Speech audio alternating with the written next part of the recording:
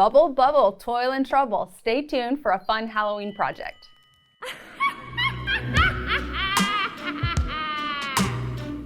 Hey guys, I'm Laura, and today we are getting in the holiday spirit. We are ready for Halloween, we're excited, and today we're gonna make some witch's broom earrings. I'm gonna help you get in character a little bit. So now let's go over the tools and supplies that you're gonna need for this project. First, we're gonna need some 20 gauge twisted wire, some 20 gauge gold tone wire, a heavy gauge gold tone wire. This is 12 gauge. We're gonna need our bench block, our rawhide mallet, a chasing hammer, a file, round nose pliers, chain nose pliers, and flush cutters. Okay, so the first thing we're gonna do is make the bristles for our broom. We're gonna use the twisted wire, and we're gonna pull the twisted wire apart. You can use a thinner gauge wire like 26 or 28 gauge. You would just have to crimp it to kind of get that the crimped texture of broom bristles. But we're gonna just use this, this like bronze colored twisted wire. It's 20 gauge. It's made by Artistic Wire, and it's really easy to pull apart. So we would just cut a long length of it, and then snip that off with your flush cutters. And then you would just use your chain nose pliers to start undoing that twist. And then once you get one that you can grab onto, it's really easy to start untwisting it this way. So you would just do this until you've got this whole piece separated. And then you can pull the other two apart too. So I've got a piece already separated out, and I've pulled it straight a little bit, but not too much. I still want to maintain some of that texture in the wire, but I want it to be manageable still. So then I'm gonna cut my little bristles that we're gonna wire wrap onto the end of our broom. And so the way that I did that was to just take my two fingers, and I'm just gonna wrap this wire around my two fingers just a bunch of times until I get what I think looks like enough bristles. Just gonna continue to wrap like that. So I've got this little loop here with a bunch of wires. Then I'm gonna cut the ends right there.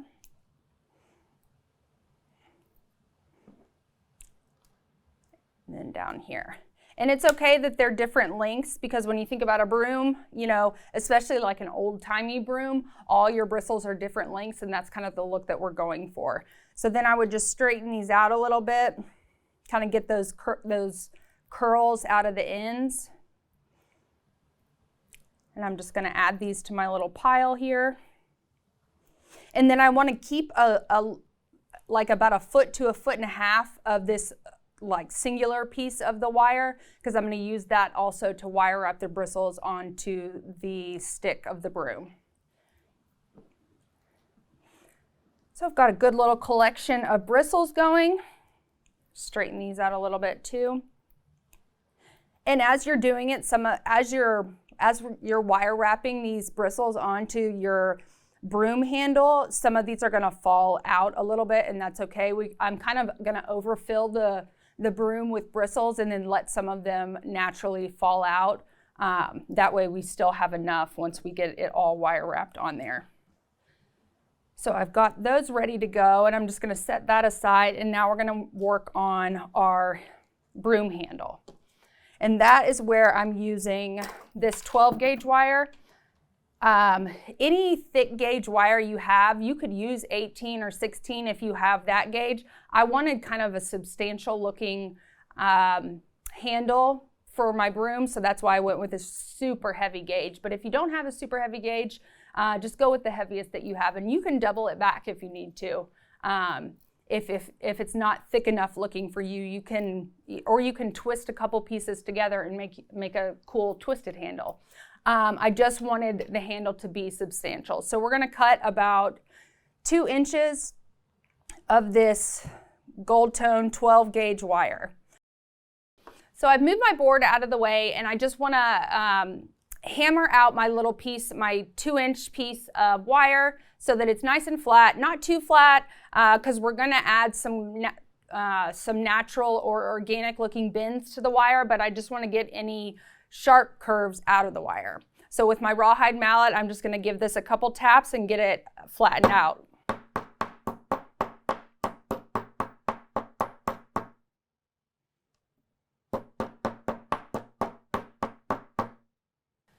Okay, so now I'm going to go in with my chasing hammer and we're going to add some texture to our broom handle. And then after we add all the texture, we're going to paddle out or flatten both of the ends of our handle so that our bristles have something to hold on to, and it's easier to make the loop on the other side for the earring. So you can add as much or as little texture as you want to your broom handle. I added a decent amount of texture because I wanted it to look as natural as possible.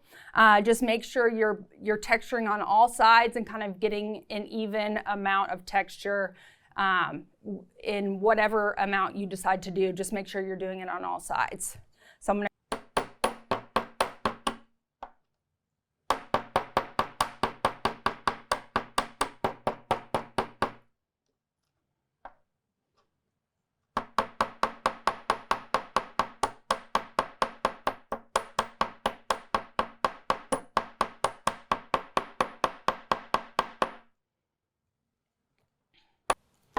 All right, so I think I've got a nice even texture all across my broom handle and on all the sides of it.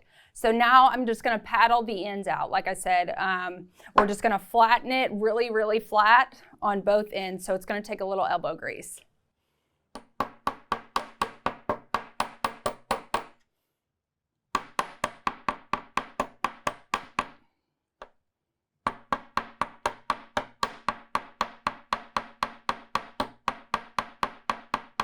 And when you're doing this, if you choke up on your hammer, it's a lot easier to get a more directed hit on your wire, so you're not hammering all over the place. You're just concentrating your hits on the very end of the wire right where you want it.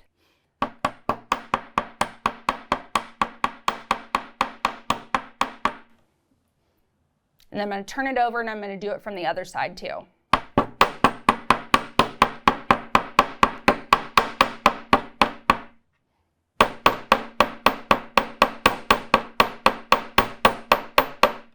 Okay, so the reason that I'm using the ball end for this part of the process is because it's faster.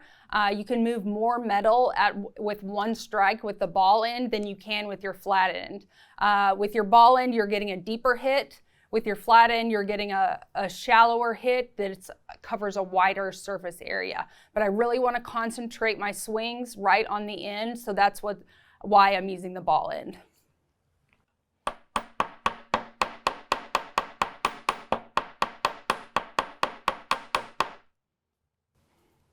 I'm going to flip it over and do the other end. And just make sure that your flat edges that we've just hammered out are parallel to each other. You want them facing the same way. So an easy way to make sure you do that is to just hold that paddle while you start hammering, so you know that, that they're facing the same direction.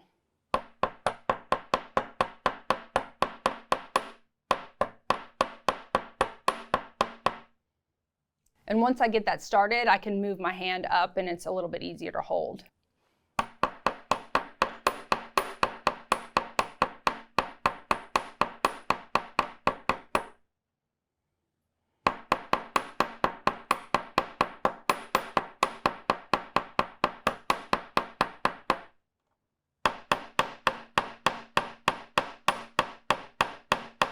And you can kind of really direct your metal to move where you want it to move with your hammer. So if your paddle is kind of lopsided, if you kind of push while you're striking, you can direct your metal to move where you want it to move. So that's a good way to overcorrect any funny shapes.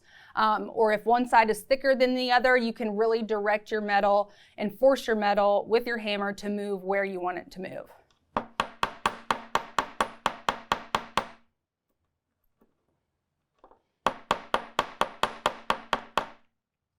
All right, so those look pretty good. Now I am just gonna take my file and I'm gonna round out the ends of my paddles so that I don't have any jagged edges or any sharp edges. So I'm just gonna take my file and just run it along my paddle and kind of curve it out. So if you're using a plated or a coated wire, you will need to be careful with this. So both of these edges are going to be pretty well hidden. So if you're using a metal that has a different colored core, we're going to hide it pretty well so you won't see it very much. But when you're doing things, other projects where you're hammering a coated metal, that's something you need to, you want to be aware of, is that you're going to be exposing the end of your wire if you're filing it.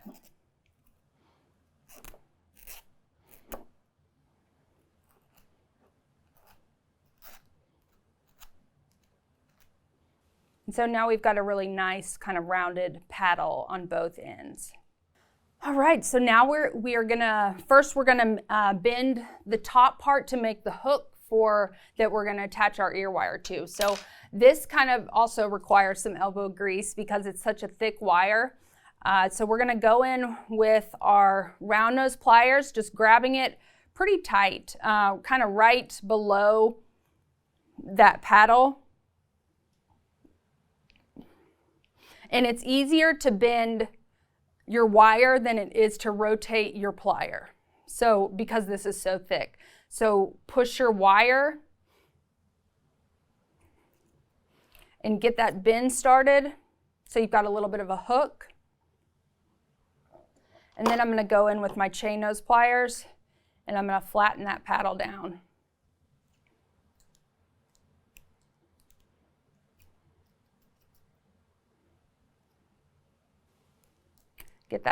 Get it closed nicely, and make sure that your hook is not crooked. So now we need to add our little kind of natural bends to our wire. So I'm going to just place this on the edge of my bench block, and I'm not going to hammer too hard. I'm just going to give it a couple strikes with my rawhide mallet. See how we've started that curve a little bit right there, and now I'm going to come back just a little bit. So now it's got just a soft curve, nothing crazy, but just gives it a little bit more of an organic, natural look. Okay, so we are done hammering, and now we're going to attach our bristles. So grab your little pile of bristles that you made, and I just like to kind of stack them, get all the ends on one side even. You're going to have uneven ends on the other side, but I just tap it down on my work surface to get them as even as I can. Like I said, some of these are going to fall out while we're doing this, and that's okay. And then you're going to grab your long end, your long piece of wire, and we're going to use this to wire wrap our bristles onto our earring. So I'm just going to take that paddle, and the reason I made this paddle on this end is so that I'm going to wire wrap above it, and then if I were to pull on my bristles, they would be stopped by that paddle. So that kind of gives us a little bit extra security up there. So I'm going to stick my paddle down in the middle of my bristles.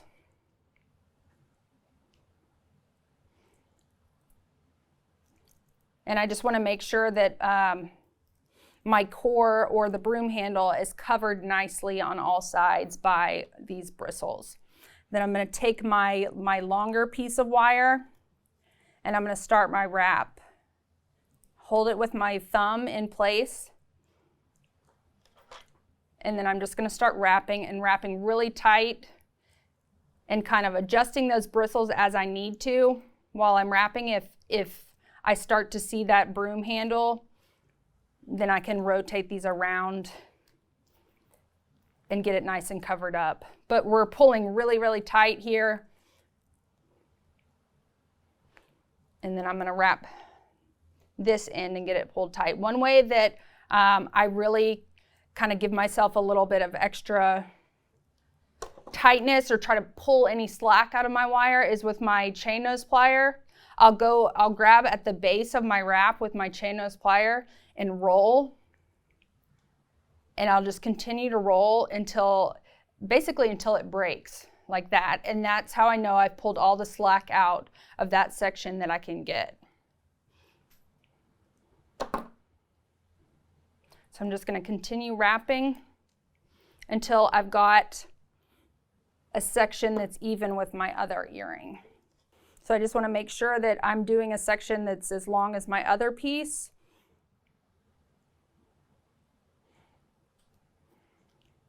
And has the same look. So if I did kind of a fun, funky wrap on the other earring, I need to do the same thing on this one. And then we're going to go in and trim up our bristles. I also want to make sure that the distance from here to here is the same as the distance from here to here on the other earring. So I may need to push my broom handle down into my bristles a little bit. All right, so then I kind of want to flare these out a little bit so that I can trim them. So I'm going to go in with my flush cutters and just trim these up a little bit. I'm going to cut it kind of at different angles so they're not too even. I don't want a real blunt look across the top.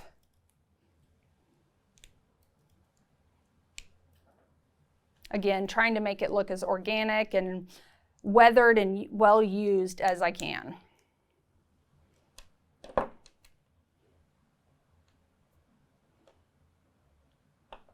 Okay. But I also don't want any like sticking too far out because that might catch on your hair or your clothes, and it could cause the whole thing to kind of unravel. So I'm going to do the same thing again on the end. The other end of our wrap, I'm going to pull all my slack out. And see how we're losing some bristles? That's okay. I don't want it too thick. So I'm just going to go in with my chain nose pliers and flatten this guy out a little bit and really get this nice and tight on my broom handle.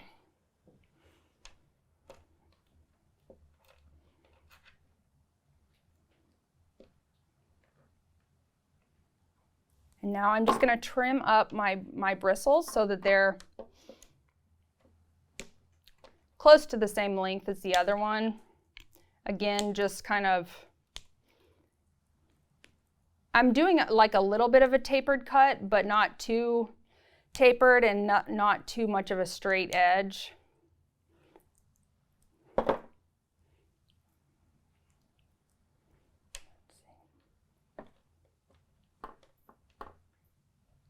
Those look pretty good. I think they look pretty close to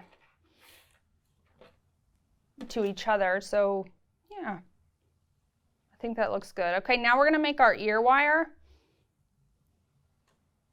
This little ear wire that we're going to attach to our broom handle.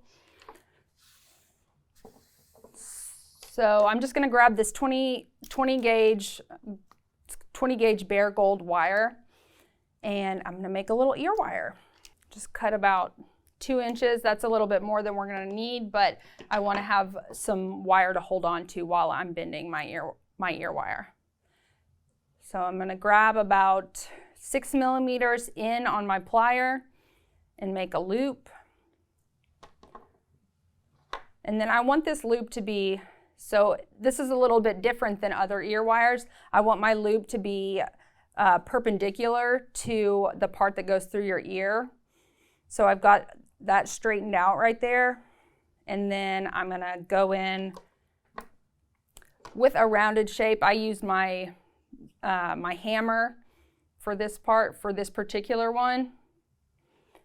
And I'm just going to bend this around, give it a nice curved shape. And then straighten this little guy out.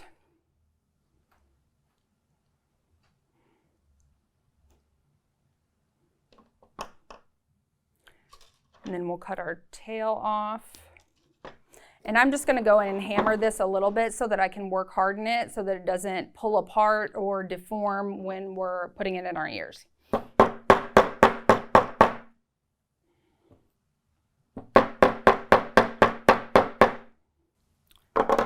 right, so just make sure I like the shape of it.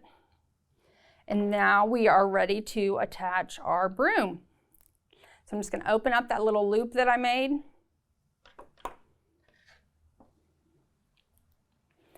Drop my broom on. And close that up.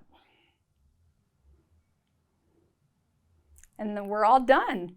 All right, so I put them together on this earring stand so that we can see how closely they match, and I think they look pretty good. I think they're cute for little holiday earrings. I like them. I think they're cute and fun for some festive Halloween earrings. All right, now let's go back over the tools and supplies that you're gonna need to make this project. First, we're gonna need 20 gauge twisted wire, 20 gauge gold tone wire, 12 gauge wire, our bench block, a chasing hammer, a rawhide mallet, a needle file, chain nose pliers, round nose pliers, and flush cutters. If you need any of the tools and supplies that I used for this project, check out the description below. Tell me, what is your favorite Halloween character? Let me know in the comments. So don't forget to like, subscribe, and ring that bell. And now that you know how to make witch's broom earrings, you can say, I made this.